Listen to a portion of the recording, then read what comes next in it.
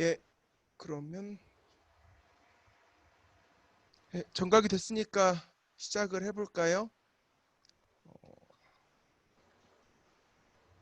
예, 모두 좋은 밤 보내고 계십니까? 예, 저는 변화를 꿈꾸는 과학기술인 네트워크 ESC 국제협력위원회 이충한입니다.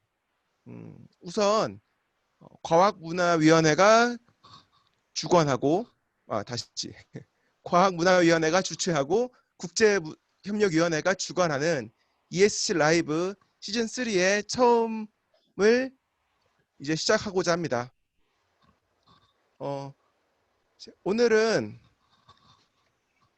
일단 저희 국제협력위원회에 대해서 먼저 소개를 드리자면은 저희는 이 전문위원회 중에 하나로서 제외 회원과 그리고 국내 회원과의 교류를 목적으로 하고 또 그 외에도 해외에 있는 여러 가지 정보나 여러 가지 사례를 수집하여 국내 회원들과 공유하는 그러한 목적을 가진 전문위원회입니다.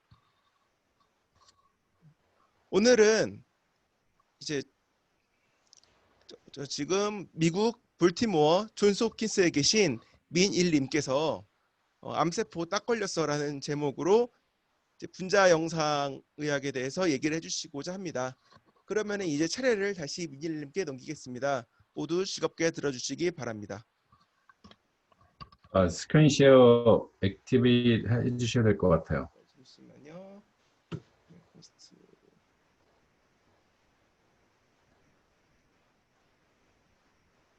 예, 한번 진행해 보시겠어요? 네, 감사합니다.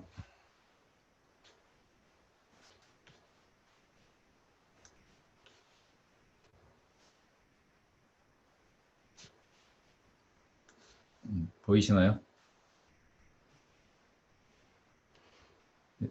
네, 안녕하세요. 반갑습니다. 저는 민일 회원입니다. 우선 ESC 라이브 시즌 3를 통해서 해외에 살고 있는 저 같은 회원들한테 소통할 수 있는 기회를 주셔서 정말 감사드리고요. 모두들 만나 뵙게 되어 정말 반갑습니다. 네. 중간에 궁금하신 점 있으시면 이제 저희 포맷이 질문을 발표가 끝나고 받는 걸로 알고 있는데 채팅창에 질문을 남겨주시면 충하님께서 이제 발표 끝나고 질의 시간에 순서대로 질문하실 기회를 드리는 걸로 알고 있습니다. 저는 미국 볼티모어에 있는 존스 홉킨스 대학의 Radiology and Radiological Science라는 과에서 근무를 하고 있는데요. 저희 과는 보시는 바와 같이 Radiology는 한 3분의 2 정도 되는데 임상을 주로 하시는 방사선과에 해당이 되겠죠. 분들이 계시고 저는 Radiological Science, 그러니까 저는 임상 의사는 아니고 PhD 사이언티스트로서 해당 연구를 하는 그런 임상과 연구를 병행할 수 있는 그런 과에서 일을 하고 있습니다.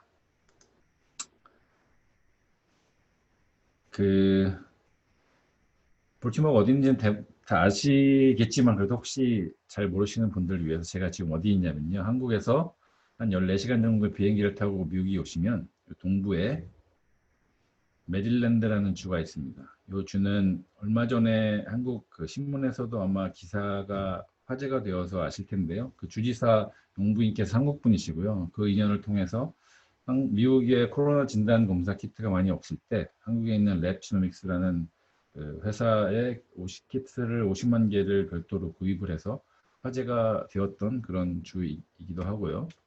이 주에 보시면 제가 있는 곳은 이 볼티모어란 도시인데 잘 아시는 백악관에 있는 워싱턴이랑 차로 한 1시간 정도 떨어져 있고요. 볼티모어는 위에서 보면 이렇게 생겼습니다. 시내인데요. 왼쪽에 보시면 야구장이 하나 보이시죠? 여기는 잘 아시는 김현수 선수가 2년 동안 운동을 했던 볼티모어 오리올스 구장이 되겠고요. 여기서 차로 한 15분 정도 다운타운을 관통해서 오면 제가 있는 존스 홉킨스 의대와 병원이 있습니다. 여기에 병원 위에서 찍은 사진인데요. 가운데 보시면 이 건물이 저희 상징인 돔이 있는 건물인데 이게 1889년에 처음 지어진 병원 건물이고 그로부터 한 130년 기간 동안 건물을 하나 둘씩 지어서 이어붙여가지고 지금의 커다란 컴플렉스가 되어 있고 저는 지금 요쯤에 있는 홀스테드라는 빌딩에 있는 제 오피스에서 이 발표를 하고 있습니다. 한국에 계신 분들한테 미국 병원을 자랑하기가 좀 쑥스러운데요. 왜냐하면 개인적으로는 한국 의료 시스템이 훨씬 더 훌륭한 것 같아서요.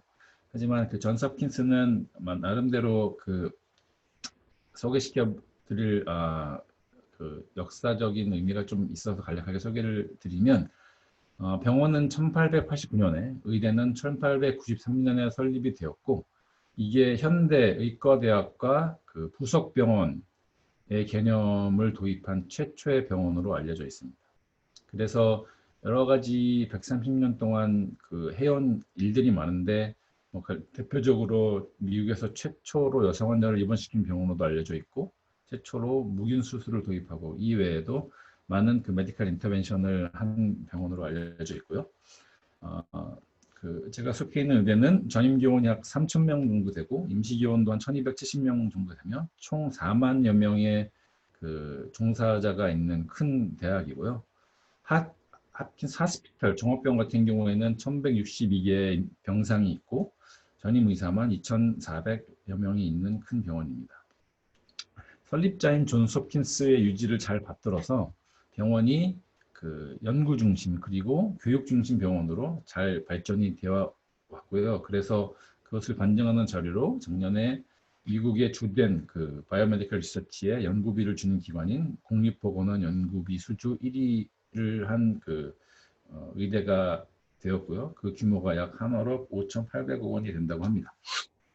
작년에 미국 2위 연구 중심 대학으로 선정이 되었고, 미국 종합병원 순위는 2011년까지 근 20년 동안 계속 1위를 하다가 2012년부터 그 평가 항목에 주변 환경 안전도가 포함이 되면서 지금은 1위는 못하고요.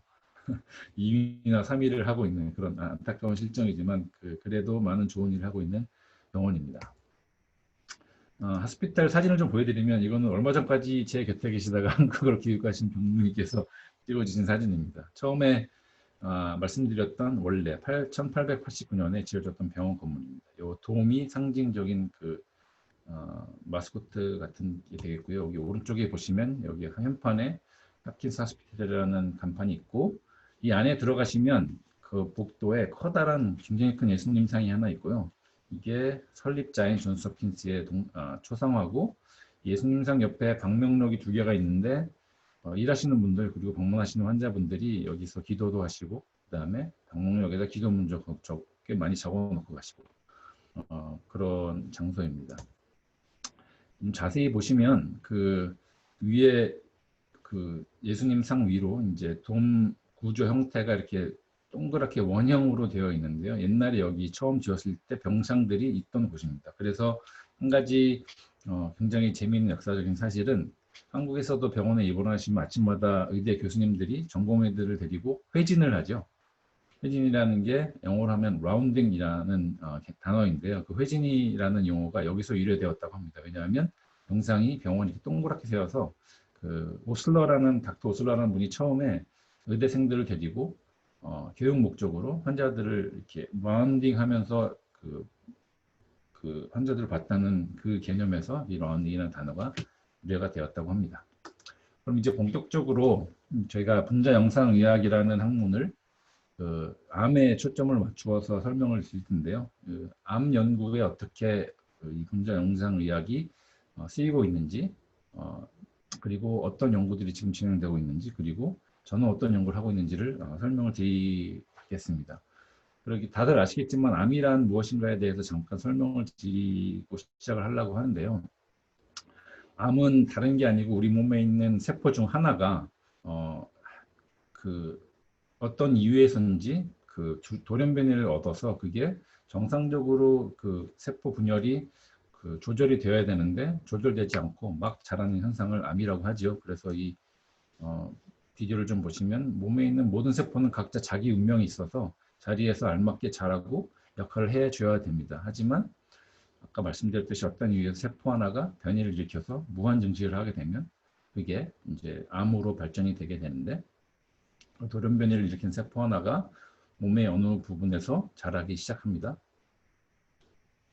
이렇게 자라기 시작하면 거기서만 자라주면 좋은데, 이 녀석들이 자라는 환경이 좋지 않아서 몸에 있는 혈관이나 림프관을 타고 몸 전체로 퍼지게 됩니다. 그래서 우리가 알고 있는 전이암으로 발전이 되고, 이 전이암이 퍼지면서 이제 환자들이 죽게 되는데요. 여성 같은 경우에는 유방암이 대표적인 케이스고, 남성 같은 경우에는 전립선암이 가장 대표적인 케이스고, 그리고 양성 모두 폐암이나 그다음에 대장암이 가장 흔히 발생하는 암으로 알려져 있습니다.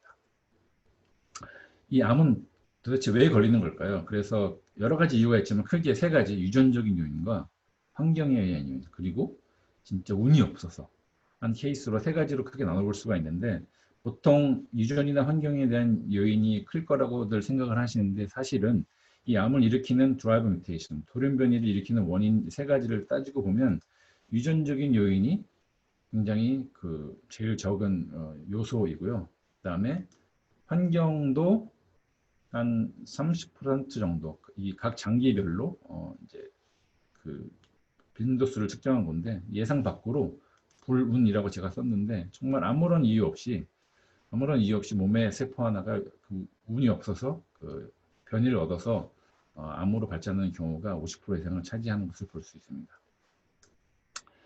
그래도 환경적인 요인이 30% 정도를 차지하기 때문에 어느 정도 우리가 이 환경적인 요인이 어떤 것이 있는지를 알면 예방하는 데 좀 도움이 되겠죠.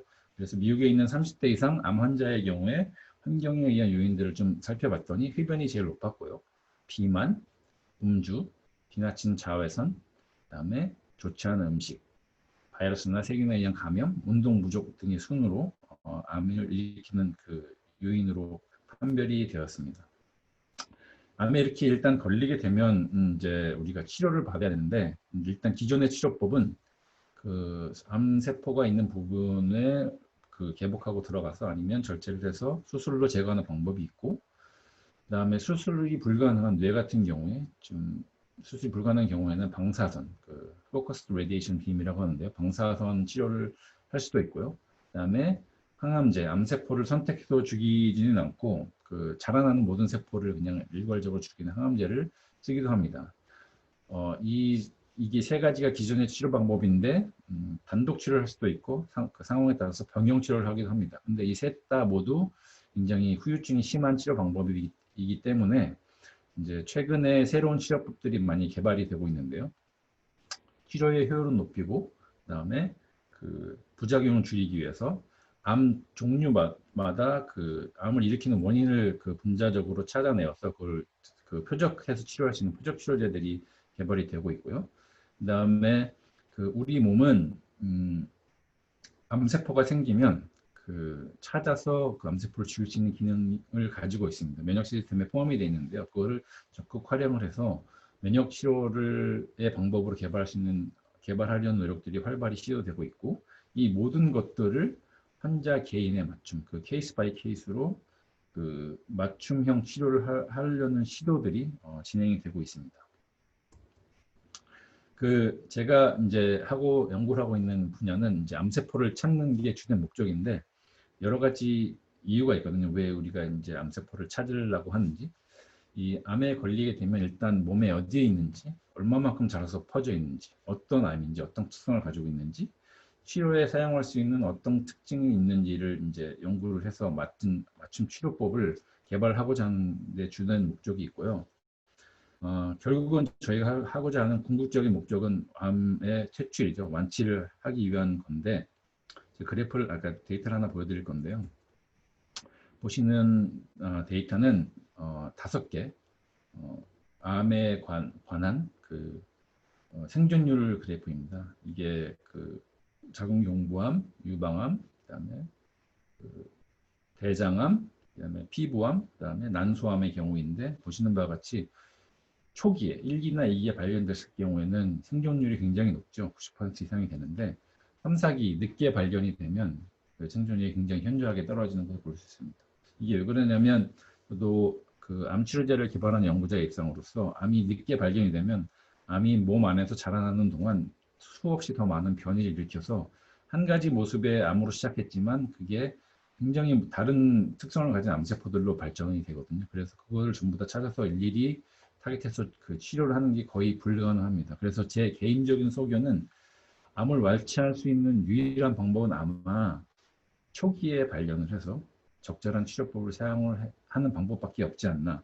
그런 개인적인 생각을 가지고 있고요. 그래서 이 초기에 발견을 하기 위해서 하는 연구들이 저희가 하는 그 분자 영상의학의 초점 중에 하나라고 말씀드릴 수 있겠습니다. 그래서 암을 진단하는 방법은 그 이제 환자들이 대부분 자각 증상이 있으시면 의사의 진찰을 받으시고 내시경이나 피검사를 통해서 암이 있는지를 확인하고 그다음에 조직 및 세포 병리 검사를 통해서 확진을 받으시는데요.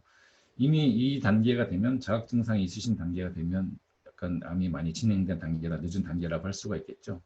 그래서 이제 저희가 분자 영상의학이라는 그 방법을 사용해서 자각 증상이 있기 전에 미리 검진을 할 수 있는 방법들을 많이 개발하려고 노력을 하고 있습니다.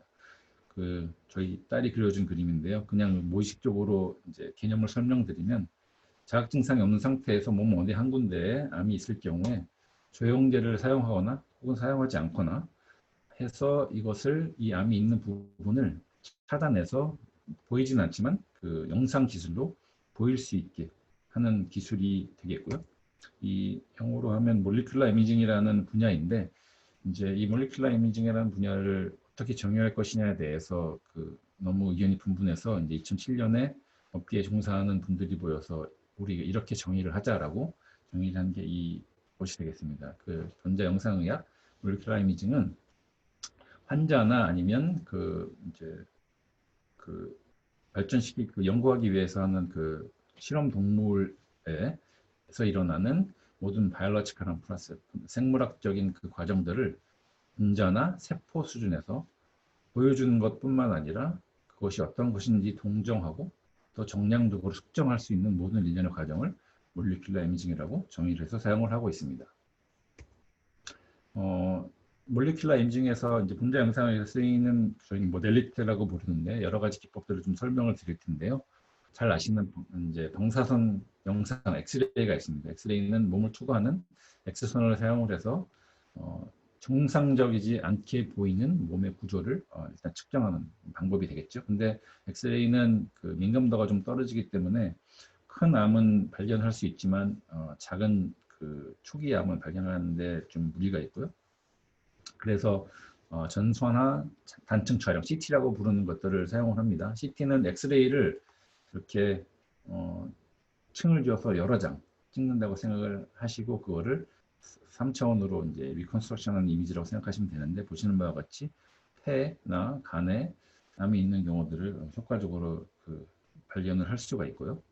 그다음에 그 초음파도 그 사용을 하는데 이제 신장 같은 경우에 아니면 복부 같은 경우에 이제 암이 있을 경우로 의심이 되는 경우에 사용을 할 수가 있고 그다음에 이제 뇌 같은 경우에는 앞에 설명드린 방법으로는 그 발견이 잘 안 되기 때문에 자기 공명 영상이라는 MRI를 찍어서 그 뇌종양 같은 것들을 발견해 내기도 합니다. 근데 이 모든 지금 네 가지 것들이 그 민감도 면에서 좀 그 한계가 있습니다. 그래서 아주 작은 세포들, 암세포들을 그 발견해내는 데는 한계가 있어서 양전자 방출 단층 촬영술, 펫 스캔이라고 들어보셨죠? 펫 스캔이라는 것을 이제 사용을 하는데 이게 가장 작은 크기의 암을 측정하는 가장 효율적인 방법이 되겠습니다. 이제 예로 정상인과 암 환자의 그 펫 스캔 이미지를 제가 보여드렸는데 보시는 바와 같이 정상인과 비교해서 암세포들이 몸 전체에 퍼져 있는 것들이 까만 점들로 이렇게 보이는 것을 알 수가 있습니다. 이 원리를 좀 간략히 설명을 드리면 여러분들이 주위에 계신 분들이 펫스캔 그 암 검진하러 가신다고 이제 말씀을 드리시면 만약에 이것을 받으러 가시는 건데요. 원리는 이렇습니다. 이 암세포들은 대부분의 암세포들은 빨리 자라는 특징을 가지고 있죠. 그래서 에너지 소모가 굉장히 많기 때문에 영양분을 많이 필요로 합니다. 그래서 보시는 왼쪽 위에 보시는 이게 포도당인데요. 이 포도당을 많이 섭취해서 암세포들이 이 포도당을 많이 축적합니다. 그래서 그 성질을 이용을 해서 화학자들이 뭘 개발했냐면 이 두 번째 탄소, 탄소를 그 양전자를 방출하는 불소, 18번 동위원소 불소로 치환한 저희가 부르는 F18FGG라는 불소로 레이블된 동위원소인데요. 이 포도당을 환자한테 레이블해서 주사를 하게 되면 이제 한 1시간 정도 지나면 이 경우 같은 경우는 뇌에 있으신 환자네요. 뇌에 있는 암세포에 이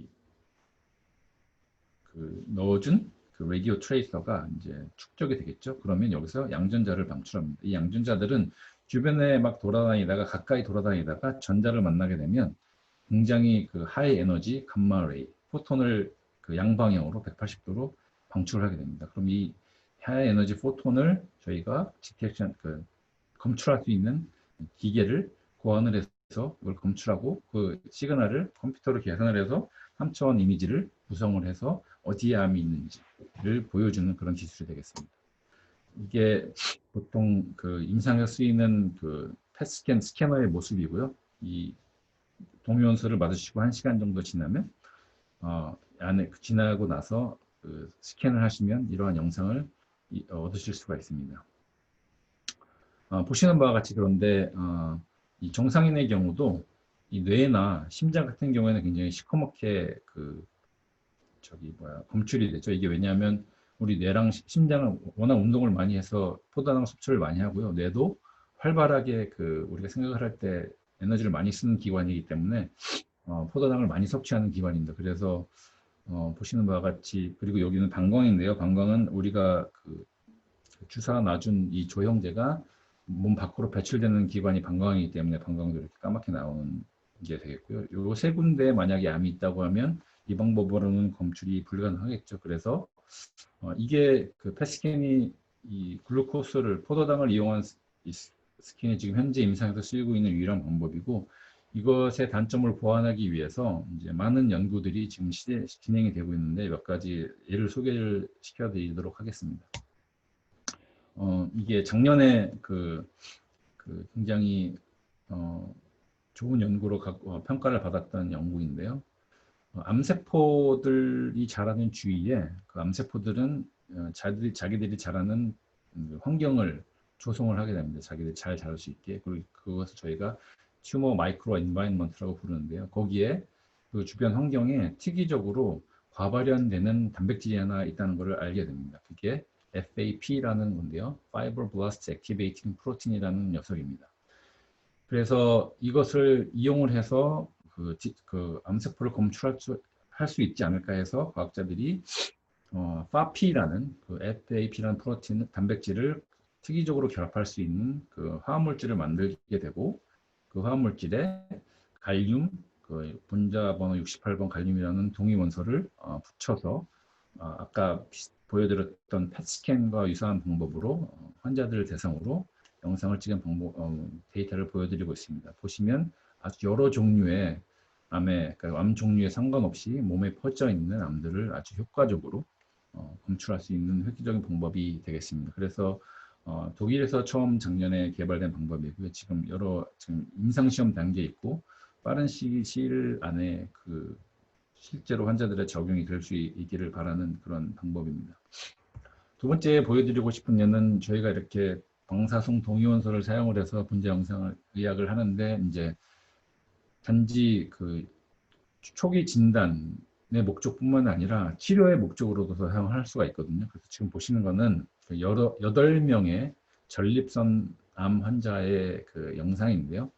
각 환자 보면 두 개의 사진이 있죠. 왼쪽에 있는 것은 진단을 받을 당시에 암세포가 얼마나 퍼져 있는지를 분자 영상의학 펫스캔으로 찍은 모습인데 보시면 몸 전체에 많이 퍼져 있는 굉장히 심한 중증 환자들입니다. 근데 저희가 이 영상의학에 사용했던 분자의 동위원소를 영상용 동위원소에서 치료용 동위원소, 훨씬 더 센 에너지를 내는 동위원소로 치환을 하고 나서 그것을 가지고 동일한 환자를 치료하고 난 다음에 그 치료가 끝난 환자들을 동일한 방법으로 영상을 찍은 겁니다. 보시면 왼쪽에 비해서 오른쪽에 보시면 암세포들이 많이 줄어든 것을 보실 수가 있죠. 그래서 이 분자 영상 기법을 사용해서 우리가 진단뿐만이 아니라 치료의 목적으로도 사용한다라는 예를 보여드리고 있습니다. 이 데이터는 굉장히 획기적인 건데요. 왜냐하면 이 8분, 그러니까 이 말기 전립선 환자들은 이미 사용 가능한 치료 방법을 다 사용해서도 실패하신 분들이거든요. 그래서 진짜 데스 센텐스, 사형 선고를 받아 놓으신 분들인데 치료 방법이 없다가 이런 새로운 방법으로 치료를 해서 이제 치료 효과가 보신 분들입니다. 그래서 지금까지 간략하게 그 이제 분자 영상 의학이 어떻게 암 치료와 진단에 사용이 되는지를 좀 보여드렸고요. 그래서 제가 이 연구를 하면서 그 암을 대처하는 방법에 대해서 이제 일반 대중들에게 항상 그 당부를 드리는 말이 있는데 그걸 좀 그것도 같이 쉐어를 하고 싶어서요. 앞에서 보여드린 바와 같이 암에 걸리시는 분들은 뭐 담배를 많이 펴서 그럴 수도 있지만 대부분 그 절반 이상이 정말 운이 없어서 암에 걸리시는 겁니다. 그래서 여기 계신 분들도 아무리 저희가 건강한 식습관과 생활 습관을 가지더라도 암에 걸릴 수 있다는 사실을 자각하셨으면 좋겠고요. 하지만 30% 가까이 되는 경우에 건강한 생활 습관을 가지시면 암에 걸릴 확률을 줄일 수 있다는 사실도 말씀드리고 싶습니다. 그리고 암에 걸리는 것이 굉장히 운이 없는 일이고 누구나 어느 누구한테도 올 수 있는 일이기 때문에 그 치료를 받으셔야 되는데 지금 현재 의학 기술로는 조기 진단에서 빨리 발견하고 치료를 받으시는 방법밖에는 완치할 수 있는 방법이 없다고 생각을 하거든요. 그래서 반드시 건강검진을 주기적으로 받으시기를 권유드립니다. 그러시지 않기를 바라겠지만 혹시 주위에 아니면 본인이 암에 걸리시면 반드시 의사에게 치료를 받으시길 바라고요. 실제로 제 주위에서 암에 걸리셔서 주위에 이거 먹어봐라 저거 먹어봐라 일본에서는 이 약이 좋단다 해서 쓰셨다가 처음에는 이제 암 치료를 받기 위해서 그 검사를 하거든요. 이제 제일 중요한 여러 팩터들이 있는데 간 기능이 좋아야 치료를 받으실 수가 있으세요. 근데 주위에서 암에 좋다고 추천하는 약들이 대부분 굉장히 농축된 화합물들이기 때문에 그것도 잘못 드시면 간 기능이 확 저하가 되거든요. 그래서 실제로 제 주변에서 주위의 권유로 일본에서 온 약을 먹었다가 원래 치료를 받으시려고 했다가 간 기능이 악화되셔서 치료를 못 받고 돌아가신 분이 계십니다. 그래서 반드시 의사에게 상담을 받으시고 치료를 받으시길 당부드리고요. 저와 같은 암 연구를 하는 연구자에게 많은 관심과 지원을 부탁드리겠습니다. 다음으로 말씀드리고 싶은 거는 이제 제가 속한 존스 홉킨스 의대에서 되게 잘 하고 있는 분야라고 생각되고 제가 하고 있는 연구 분야이기도 한 트랜슬레이셔널 리서치, 중개 연구라고 번역이 되는 건데요. 이거는 이제 개념이 뭐냐면 저희가 흔히 벤치 투 베드사이드라고 얘기를 하죠. 실험실에서 발견되거나 개발된 것들을 실제로 임상에 적용할 수 있는 일련의 연구 과정을 쭉 일컬어둔 말인데요. 제가 속한 기관에서는 이게 처음부터 끝까지 다 가능한 몇 안 되는 기관 중에 하나입니다. 그래서 과정이 어떻게 되는지 그리고 제가 실제로 중기 연구를 어떻게 하는지 예를 하나 들어서 설명을 드리고 싶습니다. 우선 중기 연구는 어떻게 시작이 되냐면 임상적인 필요가 있거나 아니면 실험실에서 생물학적인 좋은 발견이 있는데 이게 임상에 좋은 결과물로 쓰일 수 있다고 하는 발견이 있을 때 시작이 되고 이 니드나 발견을 바탕으로 이제 쓸 수 있는 물질을 개발하게 되죠. 이게 생물학적 제재가 됐던 화학적 제재가 됐던 약으로 혹은 진단시약으로 쓸 수 있는 것들 개발이 되고 나면 전 임상 검증이라는 단계를 거칩니다. 이것은 첫째 이제 세포주 같은 것을 사용을 해서 검증을 하게 되고요. 그래서 여기서 검증이 끝나면 설치류 같은 쥐나 렛 같은 작은 동물을 사용을 해서 검증을 하고 다는 아니지만 필요에 따라 원숭이 같은 non-human primate 모델로 검증을 하게 됩니다. 이 전임상 검증이 끝나면 우리가 알고 있는 임상시험을 하게 되는데요. 임상시험의 첫 단계는 여기서 이제 전임상시험까지는 저희가 개발된 물질들을 실험실에서 만들어 쓸 수 있는데 임상시험은 환자한테 투여가 되는 거기 때문에 저희가 만들어 쓰는 것들은 사용을 못하고요.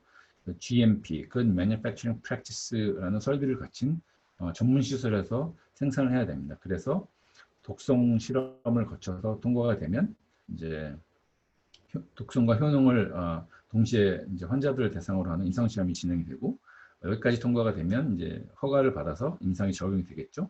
대부분의 경우에 요새는 임상 적용이 된 이후에 허가를 받아서 임상 적용이 된 이후에도 끝까지 이제 그 이후에도 환자들의 독성이나 효과를 모니터링하는 시스템이 구축이 되어 있습니다. 그래서 실제로 이제 제가 했던 경우를 한번 소개시켜드리고 싶은데요. 이 CT 스캔 모습입니다. 보시면 오른쪽에 이게 신장인데요. 신장 옆에 이제 큰 메스가 있죠. 이제 유롤로지, 그러니까 비뇨기과에 있는 제 의사 동료 한 명이 어느 날 이제 저한테 찾아와서 이 케이스를 얘기해 줍니다. 임상적 필요에 대해서 얘기를 한 건데, 이제 신장암의 경우에 이런 메스가 있는데, 이 메스가 수술을 필요로 하는 그 암인지 아니면 수술하지 않고도 약물 치료로도 가능한 암인지를 구분할 수 있는 방법이 현재는 유일하게 배를 째고 들어가서 치료를 채취해서 이것을 병리학적으로 보는 방법밖에 없다는 거예요. 그래서 그 수술이 하지 않는 환자가 한 70% 정도가 되는데 그분들이 불필요한 수술을 겪고 있다. 그래서 그러니까 수술하지 않고 이미징을 통해서 영상의학을 통해서 이 암이 수술이 필요한 암인지 아닌지를 구분할 수 있는 방법을 좀 찾아달라라는 임상적 필요가 있었습니다. 그래서 이제 스터디를 통해서 알려진 것들이 이제 A라는 단백질이 있는데요. 그 A라는 단백질이 여기 이 암에 발현이 되면 수술을 해야 되는 암이고, A라는 단백질이 발현하지 않으면 수술 안 해도 되는 암이라는 것이 알려졌습니다. 그래서 이 A라는 단백질을 이미징으로 찾을 수 있는 물질을 저와 제 그 화학자인 동료 교수가 개발을 해서 이런 물질을 얻었고요. 지금 공개 발표기 때문에 그 전체 구조는 못 보여드리는 점을 사과를 드립니다. 그래서 그 A라는 단백질을 발현하지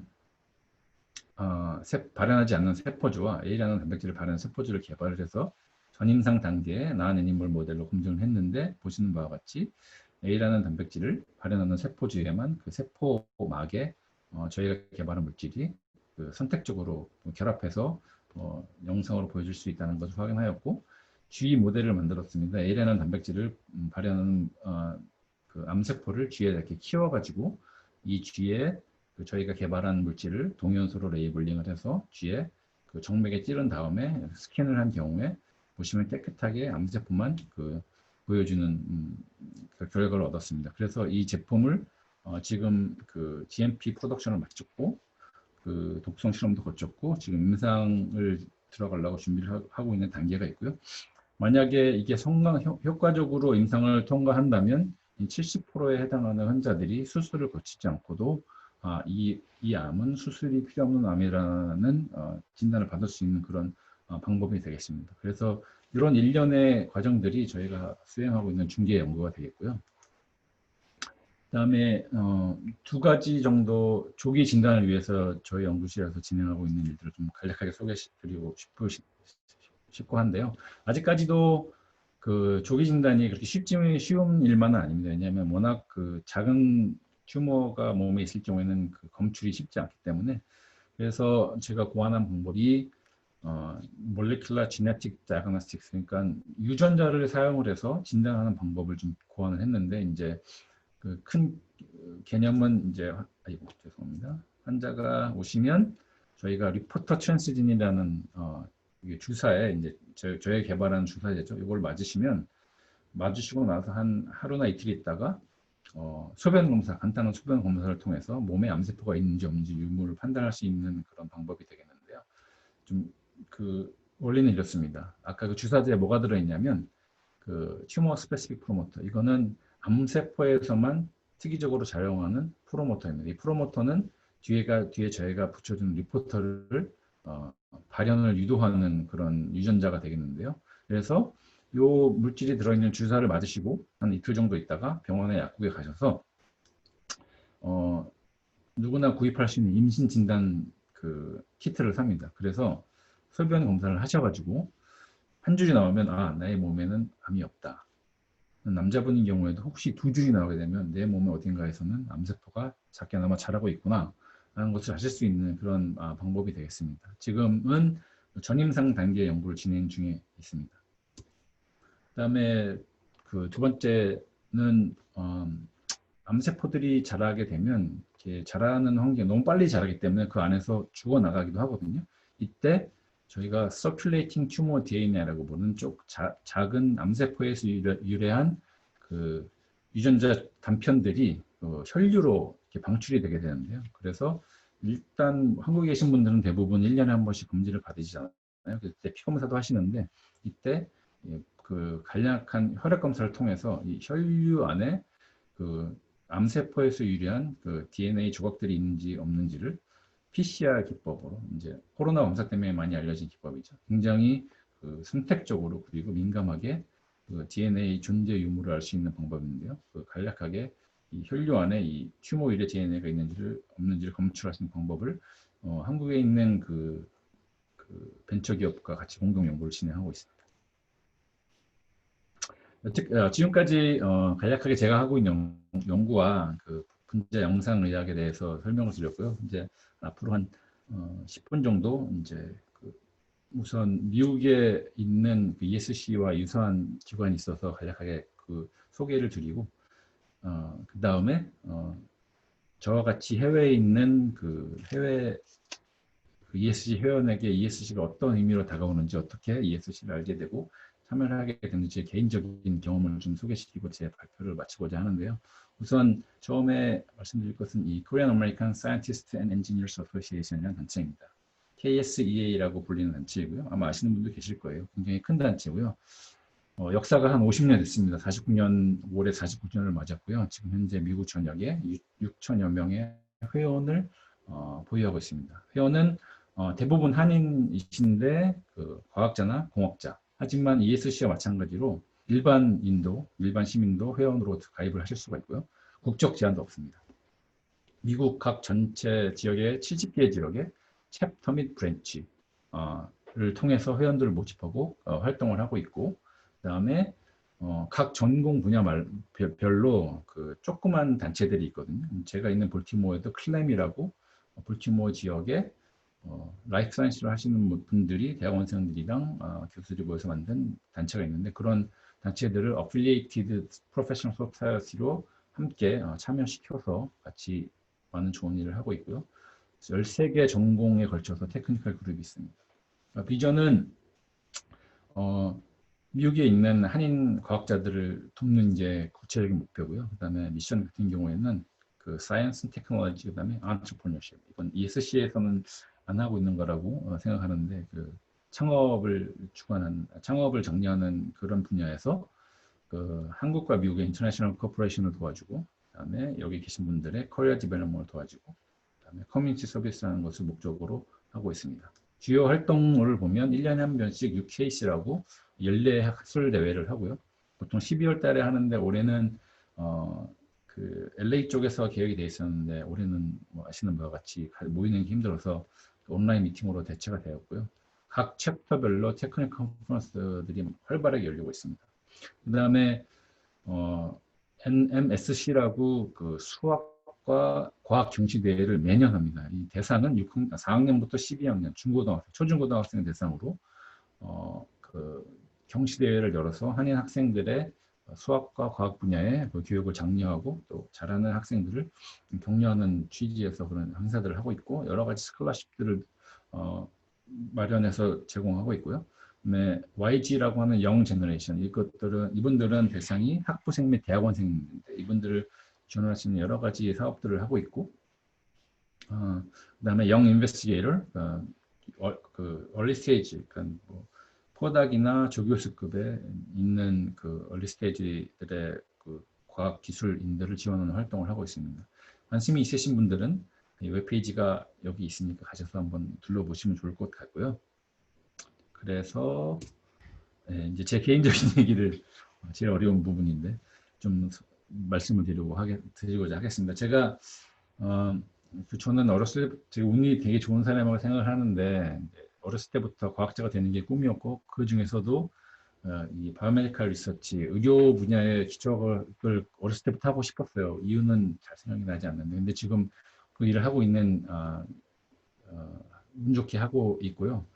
근데 제가 한국에서 학사와 석사를 하는 과정에서는 좀 많이 그 괴로운 시절을 보냈습니다. 왜냐하면 제가 좋아하고 하고자 했던 과학을 배워야 하는데 이제 제가 그때 당시 한국의 경험으로 받았던 결론은 뭐냐면 과학은 빨리 좋은 논문을 많이 내서 업적을 쌓고 그다음에 자리를 잡아야 하는 그런 스트레스로 다가오는 그런 학문이었습니다. 그래서 유학을 결심하게 됐고 이제 도대체 과학이라는 게 저의 인생과 그다음에 그 앞으로의 커리어에 어떤 의미인가를 좀 심각하게 고민을 하는 과정에서 그 박사 과정을 하면서 저는 이 답을 얻었다고 생각하는데 제가 얻은 답이 다 알고 계신 당연한 답일 거예요. 근데 저는 굉장히 큰 의미로 다가왔기 때문에 좀 공유를 하고 싶은데 제가 제 지도 교수님과 과에서 교육을 받을 때 제일 처음 받았던 저한테 굉장히 쇼킹했던 교육이 뭐냐면 프로브란 단어를 절대 쓰지 말라는 거였어요. 이제 과학을 하시는 분들, 그 공학을 하시는 분들은 이제 논문을 써보셔서 아시겠지만 논문을 쓸 때 특히 동사 같은 경우에는 그 함축된 의미가 하나하나 다 함수값을 가지고 있잖아요. 그래서 굉장히 조심스럽게 써야 되는데 제가 하는 연구의 발표에 어떤 일을 하더라도 절대 프로브란 단어를 쓰지 말라. 그 이유가 뭐냐면 이제 저희가 하는 과학 활동은 분야가 어떤 분야였던 간에 그 호기심이 무엇이든 간에 저희가 하는 그 연구 활동이라는 게 이렇게 정리가 될 것 같은데요. 어떤 원인이 있으면 그 원인으로 인해서 어떤 효과가 나오는 인과관계를 밝히고 인과관계가 성립한다고 여러 가지 실험을 통해서 저희가 이제 검증을 하는 과정이 과학의 과정이라고 생각을 하는데 특히 제가 하는 이 생물학 관련 같은 경우에는 그 워낙 복잡하고 통제가 불가능한 시스템이라서 저희가 어떤 실험을 고안해서 어떻게 그 최대한 베리어블들을 다 컨트롤하고 결론은 없더라도 절대 100% 우리가 모든 베리어블을 컨트롤할 수 있는 것은 불가능하다라는 걸 가르쳐 주었어요. 그래서 우리가 하는 모든 과정은 그냥 이 현상이나 가설을 테스트해서 근접한 결과를 발표할 뿐이지 이것들을 입증할 수는 절대 없다. 죽었다 깨나도. 이게 이제 제가 배웠던 그 미국 그 생물학계에서 관통하는 과학 철학이었고요. 저는 이게 그 우리 삶에서 그 과학이 주는 그 삶의 의미라고 좀 생각을 해서 제가 교육받고 지금 하고 있는 과학은 이 철저한 검증을 실험실 내에서 혹은 같은 과 안에서 같은 업계에 종사하는 소사이티 내에서 철저하게 서로 검증을 해서 굉장히 조심스럽게 결론을 추출해서 발표하는 일련의 과정이라고 생각을 하고 배우고 그렇게 과학을 하고 있습니다. 그리고 미국에서는 이러한 온건한 과학 문화를 그 교육하고 전파하는 것들을 굉장히 신경을 써서 하시고 계세요. 그래서 저도 이제 실험실이나 학생들 지도하는 과정에서 그것들 전파하려고 많이 노력을 하고 있습니다. 그런 와중에 제가 ESC라는 단체를 알게 되는데요. 정확하게 어떻게 알게 된지는 잘 기억이 안 나잖아요. 근데 기억이 나는 것은 ESC라는 단체가 있는데 그 나이와 신분과 지위와 직업에 관계없이 모두 이름 끝에 님을 붙이고 서로 상호 존대하는 그런 단체가 있다는 거예요. 그래서 알아보니까 이런 것을 하려고 하시는 분들이 모여있는 단체라는 걸 알았습니다. 제가 너무 하고 싶었던 일이고 평소에 과학에 대해서 그 감사하게 생각하고 과학이란 무엇인가에 대해서 얻어왔던 것들을 굉장히 잘 정리하시고 이런 것들을 하시는 모임들이 한국에 계시다는 걸 알게 되었고요. 굉장히 같이 하고 싶었어요. 되게 동경을 많이 했고 하시는 일들을 보면서 너무 같이 하는 게 부러웠고 근데 그 이유를 곰곰이 생각해 보니까 제가 이런 것 같아요. 저희 아이들 보더라도 그 친구들이랑 같이 만나서 아이들은 노는 걸 좋아하잖아요. 이제 되게 웃긴 게 같이 모여 놀면 둘이 앉아서 다른 비디오 게임을 하면서 또 같이 있더라고요. 같은 방에. 그래서 사람이 저를 비롯한 모든 분들이 같은 생각을 가지고 같은 마음을 가지고 계신 분들이 그것을 나눌 수 있는 모임, 같이 한다는 게 참 기분 좋은 일이고 에너지를 많이 좋은 일인 것 같아요. 그래서 ESC라는 단체에 가입을 하게 됐고 이 하시는 일들에 제가 제가 배워왔던 그리고 가지고 있는 지식과 그 기술들을 좀 보탬이 될 수 있는 일이 있었으면 좋겠다 하고 ESC에 가입해서 활동을 하고 있습니다. 아이고 잘못했네. 잠시만요. 이제 마지막 슬라이드인데요. 일단 감사를 드리겠습니다. 미국에 있는 회원으로 해외에 있는 회원으로서 참여하기가 쉽지 않았는데 ESC 라이브를 통해서 이렇게 소통할 수 있는 기회를 주셔서 과학문화위원회에 감사드리고, 특히 개인적으로 신경을 많이 쓰시고 도와주신 우리 찬현님, 문정님, 그리고 광고를 만들어주신 미선님, 그리고 모든 걸 주관해주시는 총괄님께 감사를 드리고, 국제협력위원회가 일들을 많이 하고 싶은데 할 수 있는 일들이 많이 제약이 돼 있어요. 그래서 이번 기회를 통해서 저희도 소개하고, 우리가 같이 할 수 있는 일들이 무엇이 있는지 회원분들과 같이 소통하면서 그 의견을 나누고 계획을 세워보는 그런 귀한 기회가 됐으면 좋겠습니다. 이상으로 제 발표를 마치겠습니다. 감사합니다.